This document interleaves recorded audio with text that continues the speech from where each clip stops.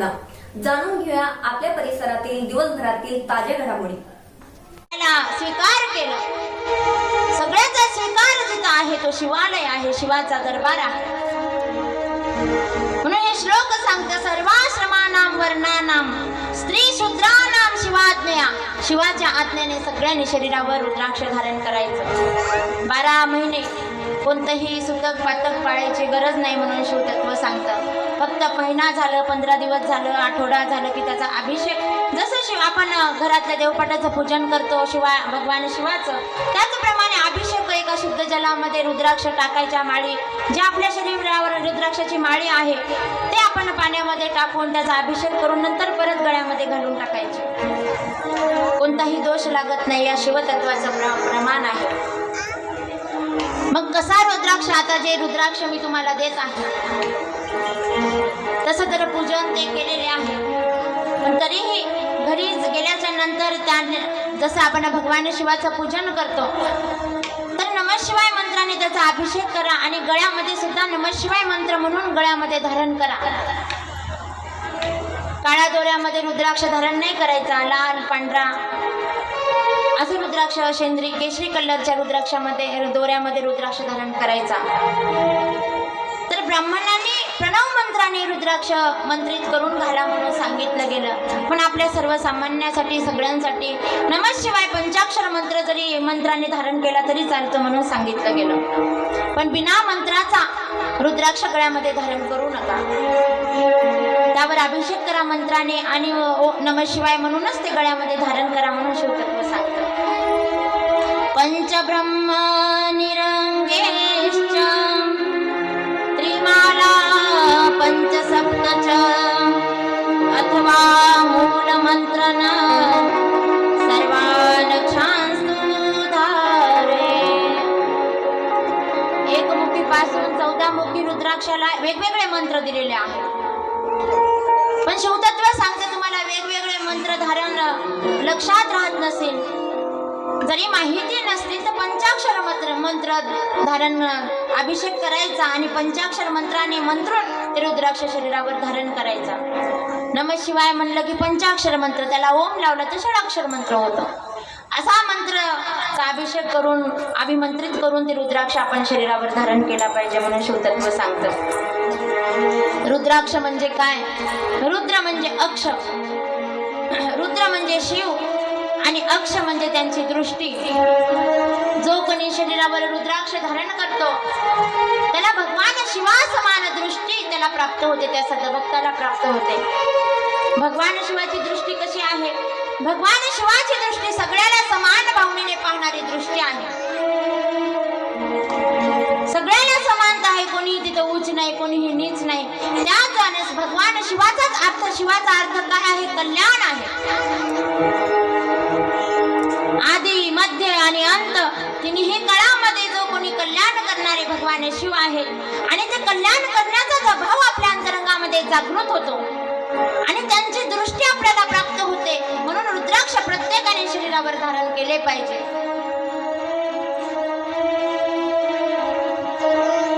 रुद्राक्ष जर पाण्यामध्ये आपण रात्रभर भिजवला आणि सकाळी जर ते पाणी तीर्थ म्हणून आपण ग्रहण केलं तर आपल्याला कधीही अकाळ मृत्यू होत नाही। गंडातर योग जे आहेत आपल्यामध्ये ते निघून जातात म्हणून शिवतत्व सांगते।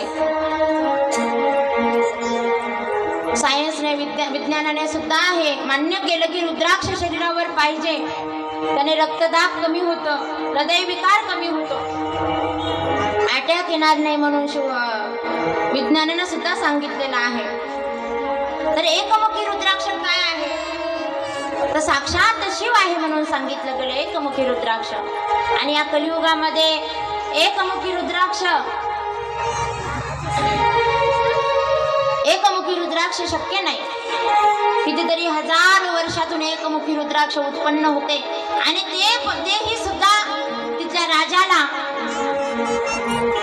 तिथल्या एखाद्या जगद्गुरूला, महंताला ते तिथपर्यंत जाते, ते आपल्यापर्यंत येऊ शकत नाही। म्हणून एकमुखी रुद्राक्षाच्या मागे लागायचं नाही, करोडो पैसे घालायचे नाही, लाखो पैसे ते एकमुखी रुद्राक्षाच्या मागे लागायचं नाही। आता मशनीद्वारे जाड जोड करून तोडातोड करून एकमुखी रुद्राक्ष तयार करतात, पण या कलियुगामध्ये एकमुखी रुद्राक्षाच्या मागे लागायचं नाही. या भगवान आज शिवकथेमध्ये वीर माहेश्वर मूर्ती मठपती स्वामी इथं आलेले आहेत, म्हणून त्यांना इथं व्यासपीठावर आमंत्रित करते. कृपा करून यांनी आपलं भगवान शिवाचं दर्शन घ्यावं.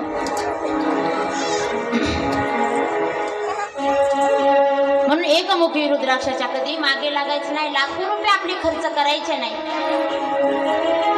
या कलियुगामध्ये सर्वात श्रेष्ठ रुद्राक्ष कोणता आहे तर पंचमुखी रुद्राक्ष आहे. ज्याप्रमाणे इथे अनवरती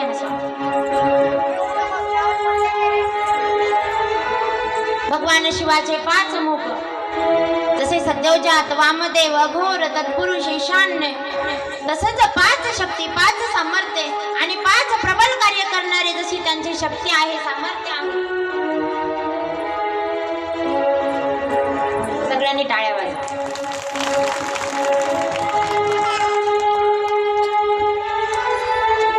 स्वामी ताई सुद्धा इथं आलेले आहेत, म्हणून सगळ्यांनी त्यांचा धन्यवाद.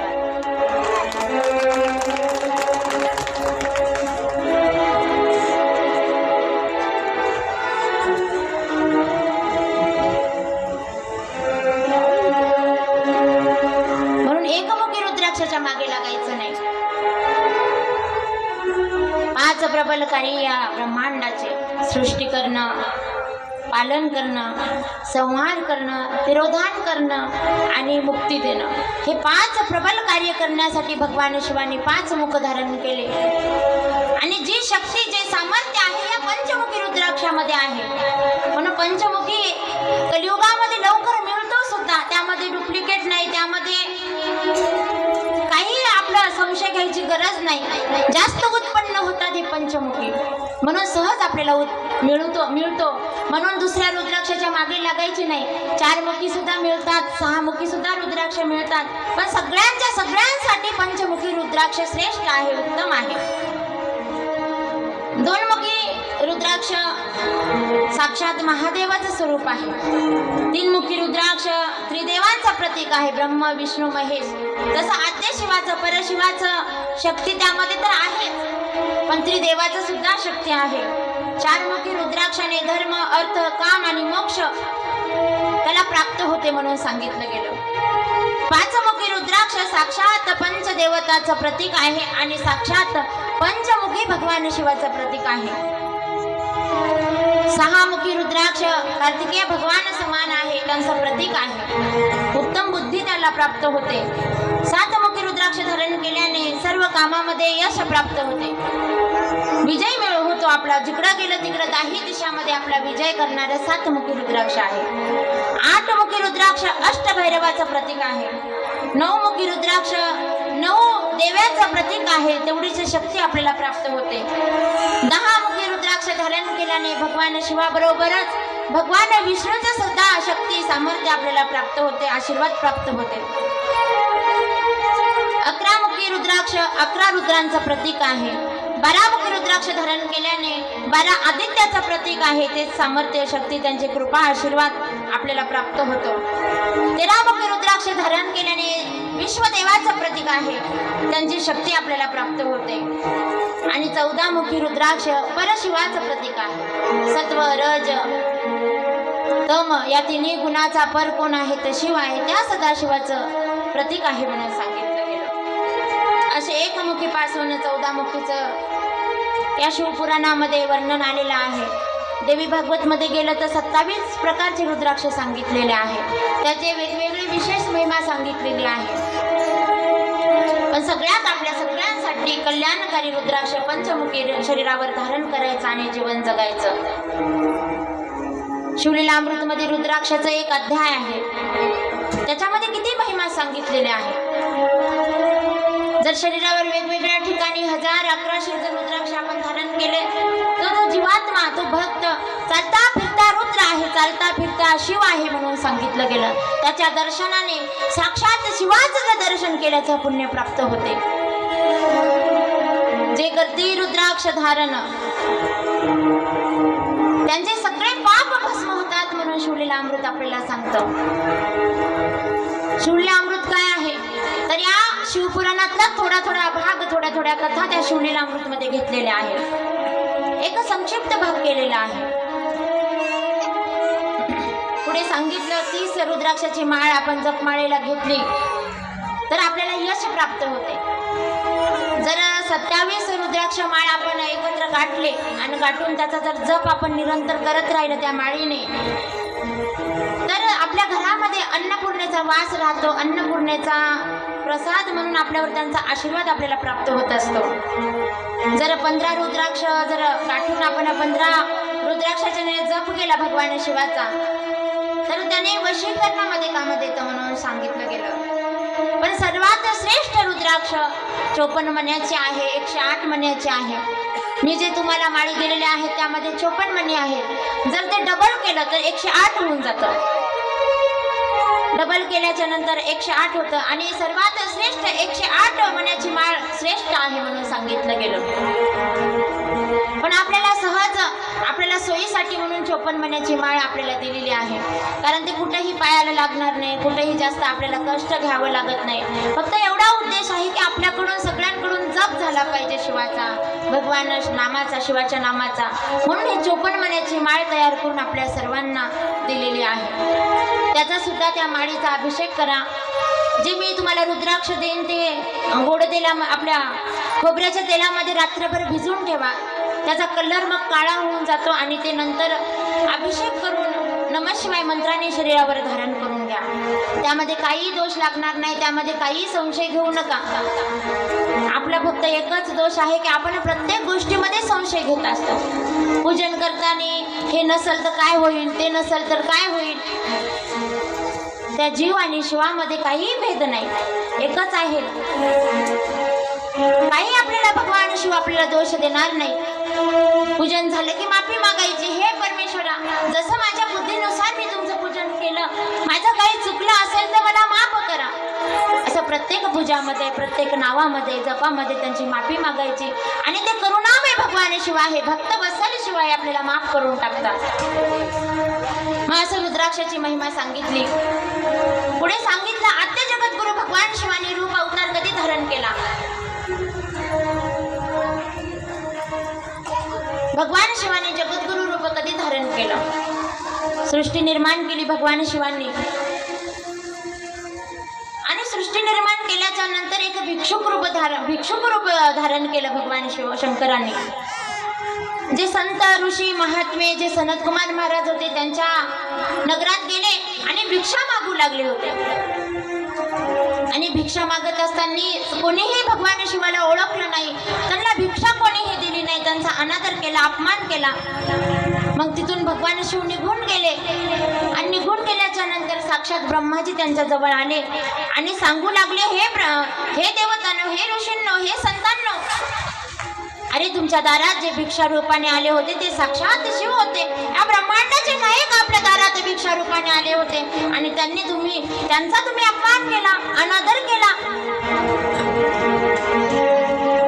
जा त्यांना शरण जा, त्यांना माफी मागा. धावत जावत भगवान शंकराजवळ जातात, माफी मागतात, शरण घेतात.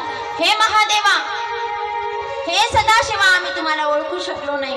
तुम्ही आमच्या दारात भिक्षा रूपाने आले, भिक्षा मागितली पण आम्ही तुम्हाला भिक्षा दिली नाही. आम्हाला माफ करा महादेवा. आणि आम्हाला ही अज्ञानता झालेली आहे, आमची अज्ञानता दूर करा महादेवा. कैलाश के निवासी नमो बार बार हूँ, कैलाश के निवासी नमो बार बार हूँ. आयो शरण बिहारी बोले तार तार तू, आयो शरण बिहारी बोले तार तार तू, आयो शरण बिहारी बोले तार तार तू. कैलाश के निवासी नमो बार बार हूँ, कैलाश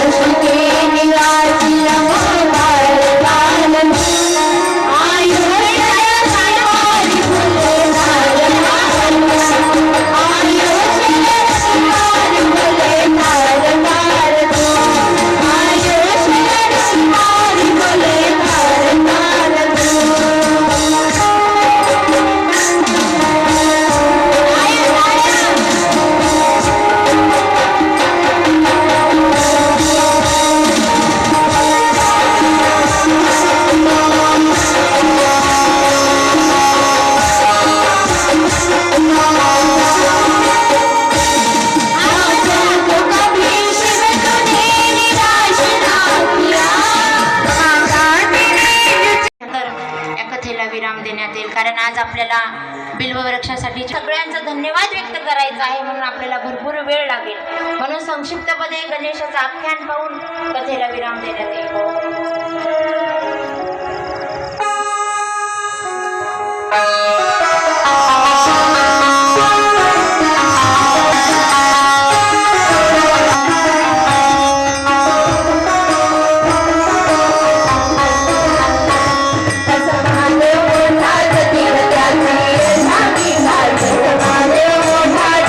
मातेच्या रक्षणासाठी मातेच्या रक्षणासाठी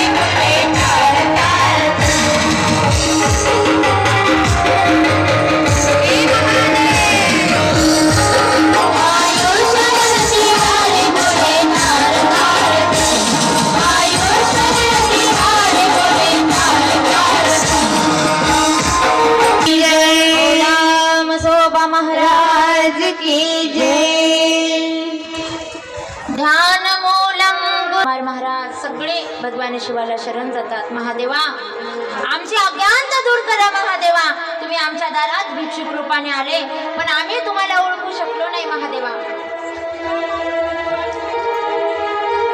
सगळे शरण जातात, प्रार्थना करतात की महादेवा आम्हाला आमचे गुरु तुम्ही बना, आमची अज्ञानता दूर करा. तर त्यावेळेस भगवान शिव दक्षिणामूर्ती रूप धारण करतात. सगळ्यांनी इकडे लक्ष राहू द्या. तुम्हाला दक्षिणा रूप कळायचं असेल तर ही कथा ऐकली पाहिजे तुम्ही. भगवान शिवाचं आद्य जगद्गुरूचं रूप कसं अवतार घेतला भगवान शिवानी, हे आपली कथा चालू आहे. म्हणून प्रत्येकाने इकडे लक्ष देऊन श्रवण करा. त्यावेळेस सगळ्या सनतकुमार ऋषींचं, सगळ्या संतांचं, सगळ्या ऋषींचं प्रार्थना ऐकून भगवान शंकरांनी दक्षिणामूर्ती रूप धारण करतात. त्याच रूपाला आद्य जगद्गुरु म्हणतात. या ब्रह्मांडाचे, या विश्वाचे प्रथम जगद्गुरु कोण आहेत, आद्य जगद्गुरु कोण आहेत तर शिव आहे, सदाशिव आहे. आणि त्या सदाशिव भगवानापासूनच सगळी नंतर गुरु परंपरा चालत आहे, म्हणून शिवतत्व सांगते. मग त्यांची अज्ञानता दूर करू लागले, रूप धारण केलं दक्षिणामूर्तीचं. एका वटवृक्षाखाली बसले, मुळामध्ये, वटवृक्षाच्या मुळामध्ये बसले. 4 हात आहेत, एका हाताने आशीर्वाद देत आहेत, एका हातामध्ये शास्त्र आहे, एका हाताने जप करत आहेत आणि एका हातामध्ये प्रकाश आहे, ज्योत आहे. भगवान शिवाचे एक प्रतीक आहे, ज्योत, प्रकाश. ओंकार बिंदू संयुक्तम नित्यं ध्यायन्ति योगिनां कामदं चैव ओंकाराय नमो नमः. तर ज्योतिरूपाने अगोदर ध्यानी लोकाला, विद्वान लोकाला, जे तपस्वी लोक होते त्याला ओम ज्योतिरूपातून दर्शन प्राप्त होत होतं भगवान शिवाचं. एक रूप ज्योतिरूप सुद्धा भगवान शिवाचं आहे. आपल्या समोर ज्योत आहे, प्रकाश आहे, ते साक्षात शिव प्रत्यक्ष आपल्या समोर विराजमान आहे ज्योतिरूपाने. तर त्यावेळेस एका हातामध्ये प्रकाश असतो, एका हात हा आशीर्वाद मुद्राचा आहे, एका हातामध्ये जप करत आहेत आणि एका हातामध्ये शास्त्र. असं जो भगवान शिवाचं आद्य जगद्गुरु रूप आहे, भगवान शिवाचं दक्षिणा रूप असं या शिवतत्वामध्ये सांगितलेलं आहे. मग सगळ्यांना ज्ञानोपदेश करतात. कसं करतात ज्ञानोपदेश? जसं आपल्यासारखा एवढा मोठा असा माईक साऊंड सिस्टीम लावून असा ज्ञानोपदेश नाही करत, तर मौन उपदेश करत आहे. आणि जिथं समोर बसलेले ते सुद्धा साधारण नव्हते, ध्यानी, योगी, तपस्वी, महान विद्वान लोक होते आणि मौन रूपाने त्यांना ज्ञानोपदेश करत होते. आणि ते सुद्धा मौन रूप भगवान शिवाचा उपदेश ऐकून प्रसन्न होऊ लागले होते, धन्य समजू लागले होते स्वतःला. असं समजू नका की भगवान शिव त्यांनाच मौन उपदेश करतात, आपल्याला सुद्धा मौन उपदेश भगवान शिव करतात. आपलं जे हे शरीर आहे एक वटवृक्ष आहे आणि आपलं हृदय आहे